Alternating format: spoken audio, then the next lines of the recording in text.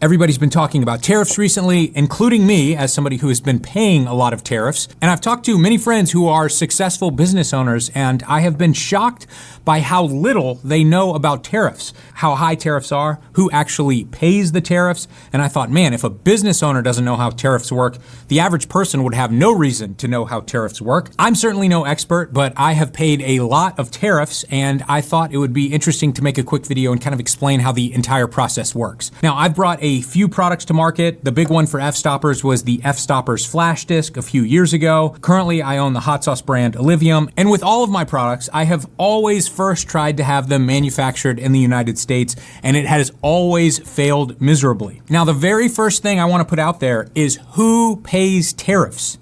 Trump has been saying for years now that it is foreign countries who pay for tariffs. Instead of taxing our citizens to enrich other countries, we will tariff and tax foreign countries to enrich our citizens. That is not true at all. When I import goods from China, the second it reaches the port, it is held until I personally pay the tariff. It is shocking to me how few people know that, but I promise you, China is not paying the tariff.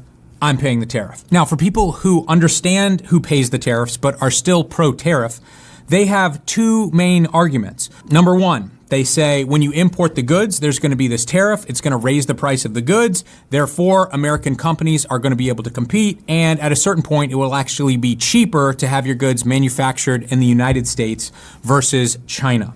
And the second argument is Trump doesn't actually want tariffs. He's playing 4D chess, and he's using this as a bargaining chip to get better trade deals. I'm going to talk about both of these theories, but let's first start with the idea that tariffs are a good idea and they're going to bring manufacturing back to America. Each time I've wanted to bring a product to market, I absolutely looked into having that product manufactured in the United States.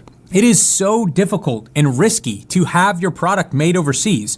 If I could have it made in the United States, I would be happy to pay a premium to actually go and see it and touch it and make sure that it's right before I order tens of thousands of units. The problem is that in many cases, the factories to build these products simply do not exist in the United States. If they do exist, the prices compared to China are astronomical. Now you might be saying, aha, Ali, if we add a high enough tariff, then the prices would be the same, and then you would choose US manufacturing. The issue is the prices aren't even close to the same. I'll give you some very specific examples here. For my big bottle of hot sauce, I had a prototype made in China, and then I went to a factory in the United States that specializes in this sort of thing. And I said, how much would it cost to make this exact box? I would prefer to buy it from an American company. It was 800% more. 800% more. Now, this is the box for my smaller bottle of hot sauce. I was never able to find any factory capable of making this in the United States at all, so I was never able to get a quote. It comes in a custom bottle that I have made in a factory in China that specializes in perfume bottles. And I just did a bunch of work trying to find a factory in the United States capable of replicating this bottle. I could not find a single factory. I did, however, find a factory in Mexico that has an office in the United States. And I thought, perfect, I'm going to get a quote to make these bottles at least a little closer to home. To have a custom mold for this bottle made in China, it cost me $500. To have a custom mold made in Mexico cost $25,000. And keep in mind, this is still not American made. This is still foreign made. Now, the lid on this bottle is 3 different parts. It's plastic on the inside, it's real wood on the outside, and then engraved metal on the top. Once again, I tried to find factories in the United States capable of making this. I wasn't able to find anything.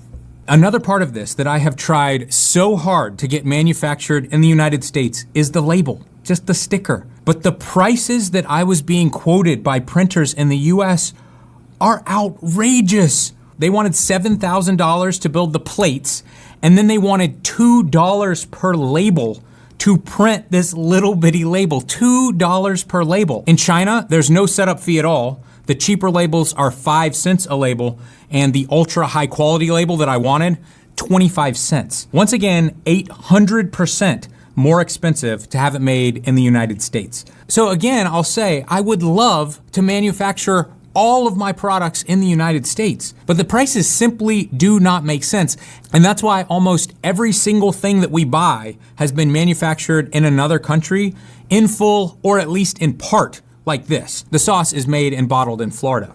So you can probably see why a 50% or even a 200 or 300% tariff would still not make me or almost any other business move to American manufacturing for these sort of products, because it still doesn't make sense financially. Now, I know many people believe that this will inspire new factories to open up in the United States, and over time we will become more competitive when it comes to manufacturing strange items like hot sauce bottles. But I just ask people to imagine that you have $100 million to build a custom glass bottle factory. How long do you think it will take to open that factory? Are these tariffs permanent, or is this just a bargaining chip and they're going to go away tomorrow or next year? Let's say this president does want them to be permanent. By the time you open up your factory, won't we have a new president, and won't they just get rid of the tariffs? And just to quickly touch on the second argument that people make, that it's not really about the tariffs, we're just using it as a bargaining chip so that we can get better trade deals or whatever.